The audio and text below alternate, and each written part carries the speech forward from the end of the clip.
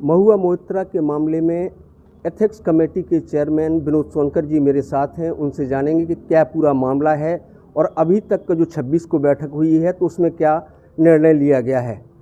सोनकर जी बताएं कि महुआ मोइत्रा का क्या मामला था।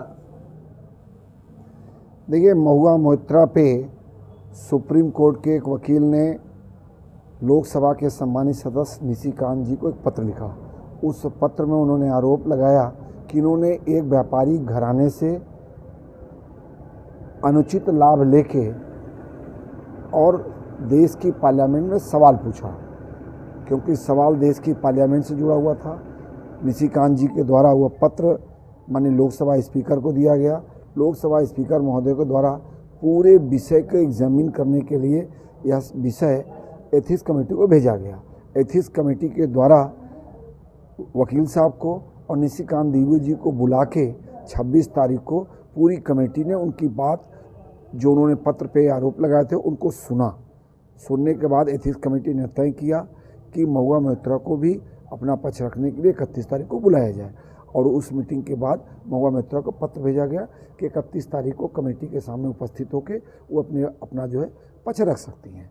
उसके बाद महुआ मोइत्रा जी का एक पत्र एथिक्स कमेटी को प्राप्त होता है, जिसमें उन्होंने और समय की मांग की थी। कमेटी ने पुनः विचार करते हुए उनको 2 तारीख को कमेटी के सामने उपस्थित होकर अपना बयान दर्ज कराने के लिए निर्देश दिया गया है। सर, दूसरा सवाल है कि टीकमगढ़ के आप प्रभारी हैं। टीकमगढ़ जिले में 3 विधानसभाएं हैं और वर्तमान में तीनों विधानसभा पे बीजेपी के विधायक हैं।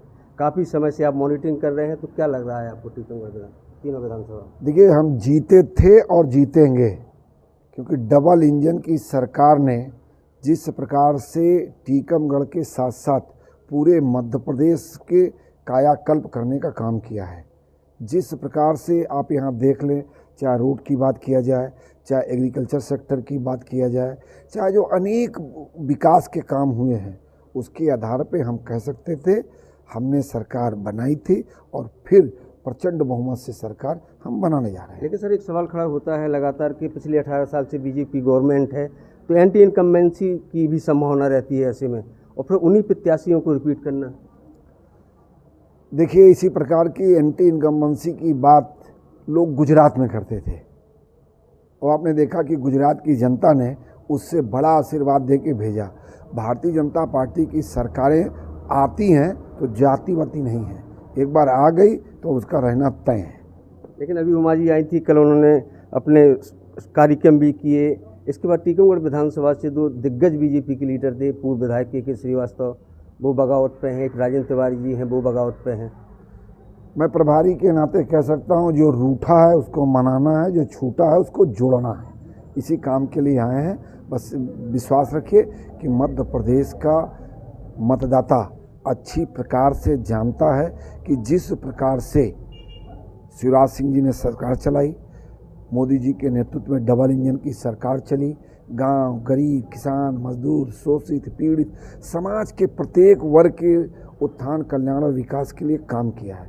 जिस प्रकार के कोरोना की संकट की घड़ी में मोदी जी के नेतृत्व में सरकार ने काम किया है और जिस प्रकार से आज भारत का गौरव मोदी जी के नेतृत्व में पूरी दुनिया में है, तो हमको निश्चित है कि सरकार बनना तय है। एक सर, एक आखिरी सवाल है कि आपके मुकेश चौधरी जी थे, जो प्रदेश उपाध्यक्ष भी हैं, सागर संभाग के प्रभारी हैं, वो कल एक सभा में रो पड़े टिकट न मिलने के कारण। मैंने आपसे कहा ना कि परिवार बहुत बढ़ गया है और हम परिवार के भांति ही इसको लेते हैं, इसलिए जो रूठा है उसको मनाना है, जो छूटा है उसको जोड़ना है। Thank you sir. Ethics committee के चेयरमैन विनोद सोनकर जी, जिन्होंने बेबाकी से अपने जवाब दिए। NBT ऑनलाइन के लिए टीकमगढ़ से डॉक्टर नरेंद्र जरिया।